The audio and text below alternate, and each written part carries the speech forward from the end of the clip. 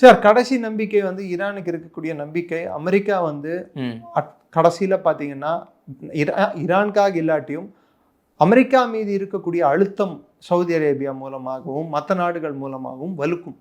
நீ என்னோட பாதுகாவலன்னு வந்த, நீ இந்த போரை முடிக்கிற எப்போ முடிப்பேன்னு எனக்கு தெரியல, நீ போரையும் முடிக்காம எங்க பிளாக்கேடும் பண்ணிட்டு எங்க பொருளாதாரத்தையும் பாதிச்சுட்டு எத்தனை நாள் இருப்பேன்னு சொல்லி ஒரு கேள்வி எழும்பும்.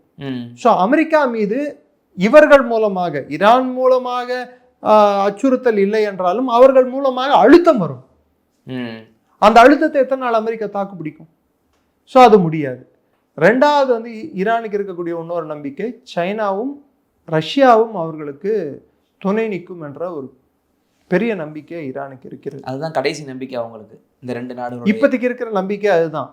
அடுத்த நம்பிக்கை இஸ்ரேலை பொறுத்த வரைக்கும் ஹிஸ்புல்லா அழியாத வரை, இஸ்ரேல் வந்து ஹிஸ்புல்லா மூலம் அச்சுறுத்தல் இஸ்ரேலுக்கு கொடுக்கும் வரை இஸ்ரேலை ஓரளவுக்கு கட்டுப்படுத்தியே வைத்துக் கொண்டிருக்க முடியும் ஈரானால். ஆனா ஸ்ட்ரைக் நார்மலைசேஷன் ஸ்ட்ராட்டஜின்னு ஒன்று இருக்கு. ஸ்ட்ரைக் நார்மலைசேஷன்னா ஹமாஸ் அடிக்கிறதோ ஹிஸ்புல்லா அடிக்கிறதோ ஒரு இயல்பான ஒரு விஷயம் அப்படின்னு சொல்லிட்டு அமெரிக்காவும் இஸ்ரேலும் கருதலாம். ஆச்சி மசாலா, எந்த சமையலும் ருசி தேடும் ரகசியம், 20 ரூபாய்.